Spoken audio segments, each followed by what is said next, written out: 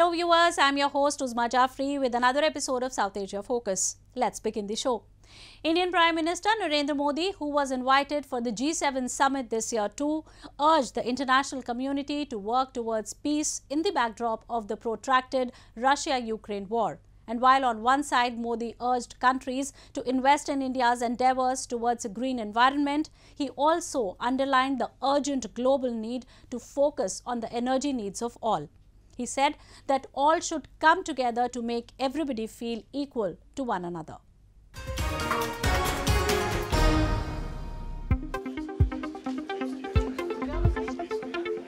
The top leaders of G7 and the so-called outreach countries, including India, Indonesia and South Africa, gathered in Germany for this year's G7 summit.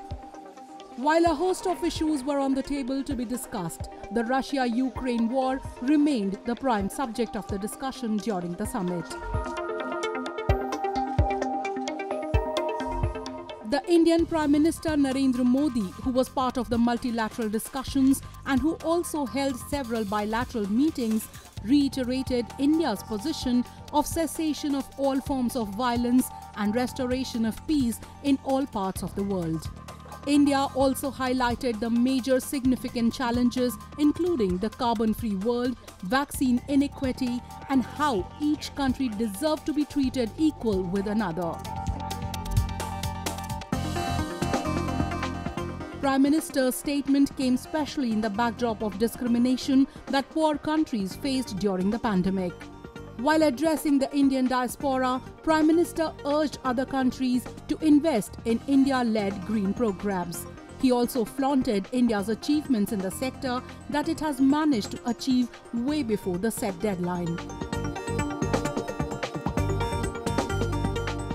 आज हम international solar alliance के जरिए दुनिया भर के देशों को एक मंच पर ला रहे हैं ताकि सस्ती और एनवायरमेंट फ्रेंडली एनर्जी का लाभ दुनिया को दे सके।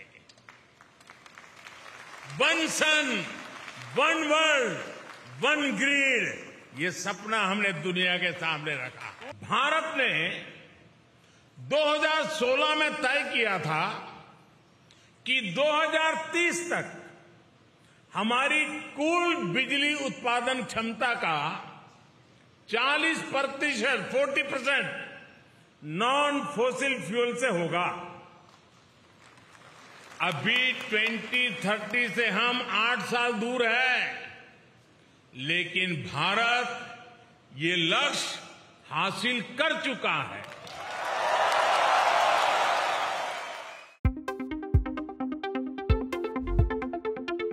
Prime Minister Narendra Modi has raised India's nationally determined contribution target of non-fossil energy capacity to 500 gigawatts by 2030 from a little over 151 gigawatt currently. India plans to manufacture 5 million tons of green hydrogen per year by 2030 to meet its climate targets and become a global production and export hub for the fuel. Modi also underscored the challenges that both India and the world faced in the face of the growing radicalization world over. India also discussed trade and economy with major partners it has had over the years. Modi also highlighted the issue of terrorism at bilateral levels and how two countries could come together to forge an alliance against this menace. With the Prime Minister of Canada, the areas which I mentioned to you covered essentially trade and investment linkages, security and counter-terrorism cooperation, and promotion of people-to-people ties. I think Prime Minister made it very clear to the Prime Minister of Canada, but also to other leaders, that one of the major global challenges that all of us face is the challenge of terrorism. And that is something on which India has consistently adopted and advocated zero tolerance. While taking a jibe at media critics during the summit, Modi apprised the world that India had fared much better than what was being expected of it during the pandemic. 90% of elderly in India are completely vaccinated and 95% of other eligible have received at least one dose of vaccination. So India summed up its story at the summit with its assertive position on key issues of the world and also reiterated to the major players that it does not support any form of hostility in the world. And India is ready to take the lead when it comes to going green or working for the sustainable development on the planet.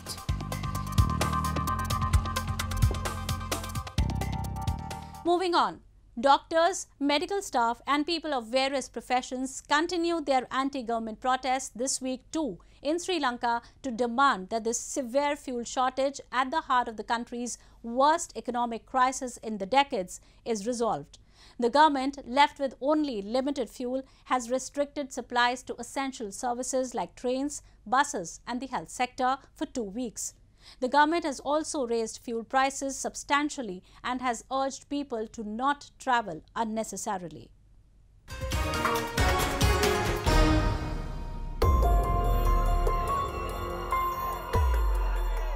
People belonging to all sections and all professions are protesting against the government's failures and the stringent steps it has taken in order to bring the situation under control. People demanded the government to come up with a real solution for the fuel shortage at the heart of the South Asian country's worst economic crisis in decades. The government, after realizing that the country was left with only enough oil that could last for a week, has restricted supplies to essential services like trains, buses and the health sector for 2 weeks. And this has only worsened the situation as even the essential services have been deeply hit by this decision. Doctors, nurses and other medical staff said that even though they are deemed essential workers, they struggle to find fuel to get to work. සෞඛ්‍ය සේවාව බරපතල විදිහට ලක් කළා තියෙනවා. මේ ඉදිරි දිනවල අපිට ඉන්ධන හරියට ලැබුණ නැත්නම් ඒ සෞඛ්‍ය සේව සම්පූර්ණයෙන් බිඳවැටෙනවා. අපි දන්නා මේ වෙනකොට මේ රටේ කෘෂිකර්මාන්ත බිඳවැටලා ඉවරයි, අධ්‍යාපනය බිඳවැටලා ඉවරයි, සෞඛ්‍ය සේවය 90%ක් දැන් බිඳවැටලා තියෙන්නේ. Schools have gone online and civil servants have been told to work from home in order to conserve energy. Long queues of vehicles could be seen snaking around a shut petrol station in the capital Colombo. Commuters packed onto available trains and buses. The government has said that it will issue fuel only to trains and buses, medical services and vehicles that transport food till July 10. Even the intra-provincial bus service has been made limited, with people being asked to travel only in case of emergency. මේක බලවත් අසාධාරණයක්. ඒ කියන්නේ මේ ඉන්ධන අත්‍යවශ්‍ය සේවයක් විදිහට මිනිස්සුන්ට අත්‍යවශ්‍යයෙන්ම මේක පරිභෝජනය කරන්න අවශ්‍ය වෙනවා. මොකද ඉන්ධන නැත්තම් මේ රටේ සම්පූර්ණම ක්‍රියාකාරීත්වය අක්‍රිය වෙනවා. ඇත්තටම මේ මිනිස්සු ලොකු බලාපොරොත්තු තියාගෙන මේ රජය බලයටපත් කළා. ඇත්තටම මේ රජයේ පාලකයන්ගේ අදූරදර්ශී ක්‍රියාකලාපේ නිසා අද මේ ඉන්ධන මේ විදිහට මිනිස්සු පෝලිං වල දවස් ගණන් දුක් විඳිනවා. ඒ මිනිස්සු අසරණ වෙලා ඒ මිනිස්සුගේ දූ දරුවන්ට ජීවනෝපාය කරගන්න විදියක් නැහැ. මේක මහා බලවත් අපරාධයක් විදිහට මම දකින්නේ. Meanwhile, a top delegation from the US Treasury and State Departments met with Sri Lankan leaders. Sri Lanka has sought overseas assistance to find a way out of its worst economic crisis in decades. As per reports, the delegation tried to explore the most effective ways for the US to help Sri Lanka out of its current economic crisis. A team from the International Monetary Fund was already working in Sri Lanka last week for talks on a possible $3 billion bailout package. The island nation of 22 million people has nearly run out of usable foreign exchange reserves to import essentials including food, medicine, petrol and diesel. Moving on. India sent another relief package to Afghanistan as the war-torn country's crisis deepened following the massive earthquake that hit the country a few days back when over 1,000 people were killed. 60 trucks carrying 3,000 tons of wheat from India's northern Atari town were sent to meet the food needs of Afghanistan that have risen sharply in the last few days. This also comes in line with the Indian endeavours of providing a fresh push to the India-Afghanistan relationship that suffered a halt following Taliban's takeover of the country.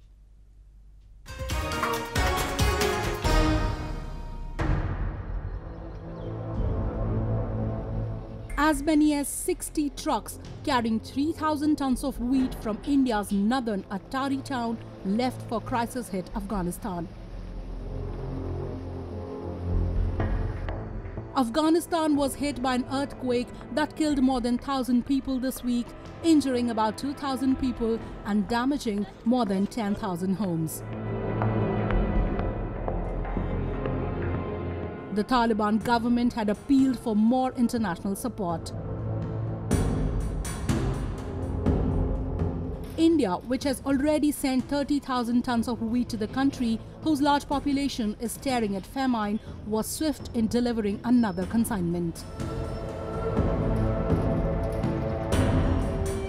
It is part of the humanitarian support that India has pledged for the people of Afghanistan.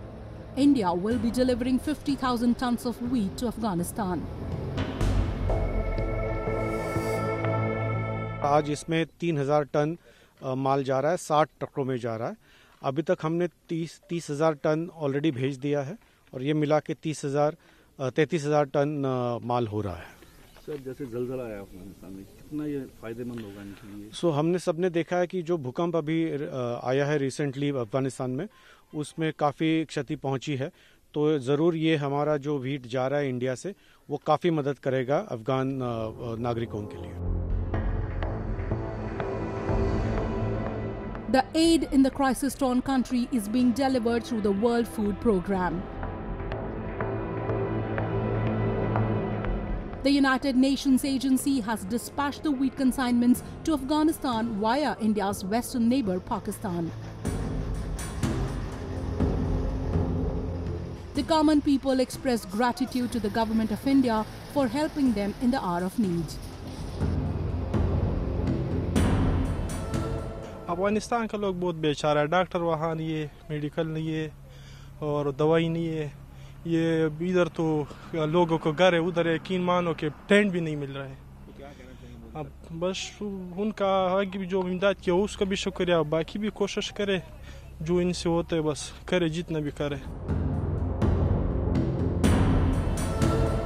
Afghanistan has been cut off from direct international assistance because of Western sanctions, deepening a humanitarian crisis in the swaths of the country. The disaster is a major test for Afghanistan's hardline Taliban rulers, who have been shunned by many foreign governments due to concerns about human rights since they seized control of the country last year. And while the West and the US have been reluctant to send the much-needed support to the Afghans, India has stepped up its humanitarian endeavours. Apart from wheat, India supplied the 7th batch of its medical assistance, consisting of 6 tons of essential medicines this week. Moreover, in the wake of the recent tragic earthquake, India, as the first responder, supplied almost 28 tons of earthquake relief assistance in 2 relief flights.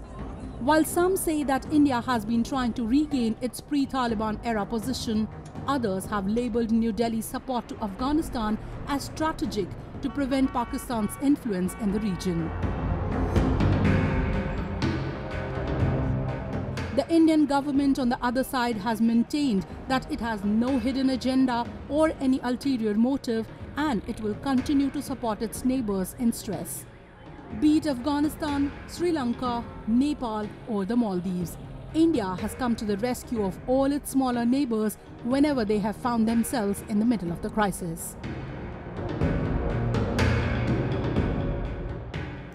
Time now for Asia This Week. Stories from across the continent.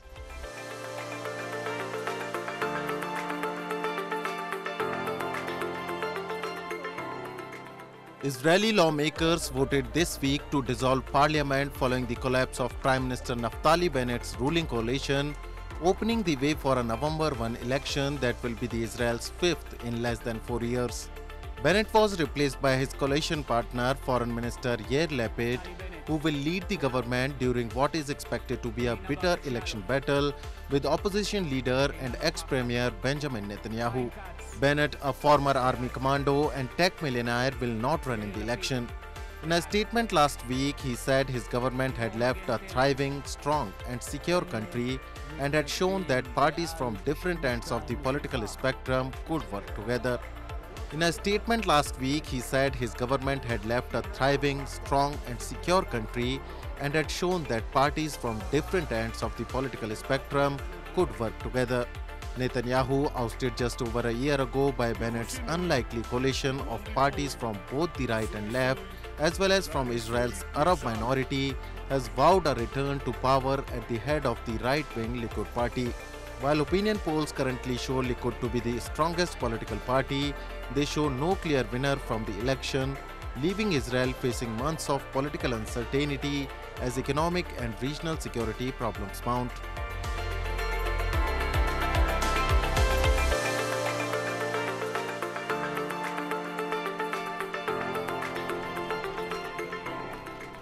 Indonesian President Joko Widodo visited Kyiv for a visit to Ukraine in hopes to rekindle peace talks between Russia and Ukraine and to explore ways to free up exports of grain to global markets. President Widodo, better known as Jokowi, and his wife arrived in the Ukrainian capital by train, video released by the palace showed. He then travelled to war-torn Irpin near Kyiv to witness the destruction of civilian residential areas following Russia's invasion into Ukraine. Jokowi is the chair of the Group of 20 or G20 nations and one of 6 world leaders the United Nations appointed as champions of a global crisis response group formed to address the threat of hunger and destitution posed by the war in Ukraine. Before the war, Ukraine had been one of Indonesia's biggest wheat suppliers. The Indonesian leader said he will urge Putin to agree to a ceasefire.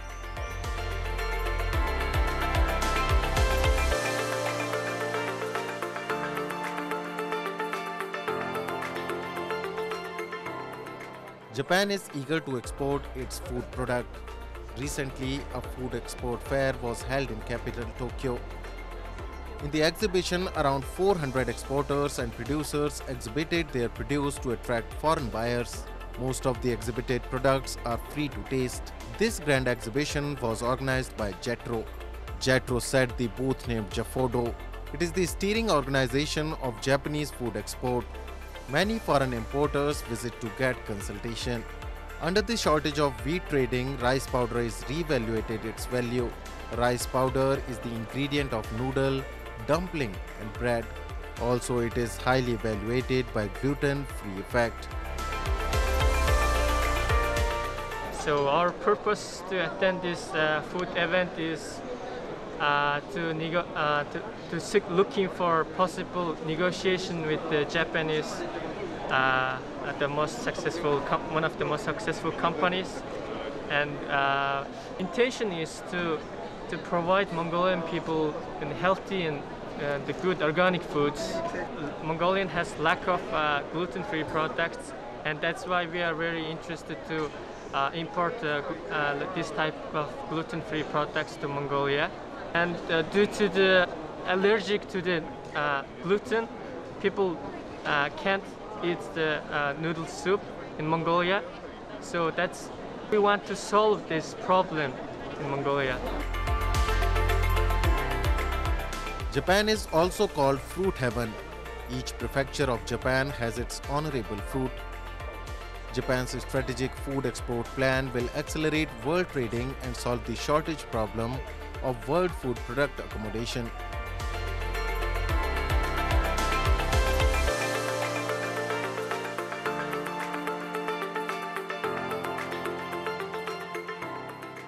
In the recent years, drone technology has picked up pace, especially with operation systems being improved and deregulated. Now companies are focusing on the latest drone technology, which will be efficient for logistics and disaster sites. In Japan, the level 4 of the drone system will begin by the end of this year. Under this system, the operator of the system could fly a drone in the area where it is not visible to the operator's eye. Terra Labo conducted a research and development project on the subject of support system in this area, which is devastated. This drone has the capacity to fly at the speed of 2000 km per hour. この大型のテラドルフィンは 2000km 飛ぶことを想定して作られております。機体はどうしても大きくなるんですが、その分燃料がたくさん積めるようになりますので、長距離化が可能になっております。我々が目指しているのは災害対策 DX です。広域な災害が起きますと、自治体や政府、あるいは地域の住民の方々の情報というのが一時断絶することになりますので、それらを横断的につなげる役割を担えればというふうに考えています。 Japanese company Robodex Corporation has developed a drone that uses hydrogen fuel for its battery. Considering the environmental aspect, the company believes that clean fuel will be the key to flying long distances. As drone regulations are relaxed and technologies are being developed, drones will be useful in disaster management, logistics, and all other fields in the future.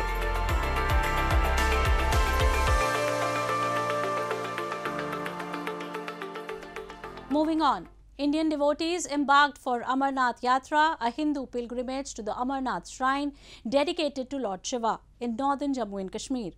The pilgrimage has resumed after a gap of 2 years owing to the coronavirus pandemic. Amarnath cave, covered by snow almost all year round, contains an ice stalagmite that is considered a physical manifestation of Hindu Lord Shiva.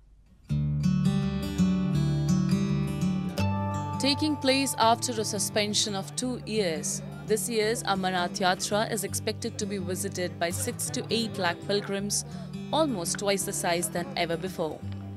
Located at an altitude of 3,888 meters, the holy Amarnath cave is believed to be an adobe of Lord Shiva and his consort Parvati, making it as one of the most pious sites among the Hindus.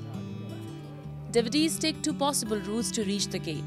The shorter but steeper trek is 14-kilometer long route via Baltal, Domial, Bararai and Sangam.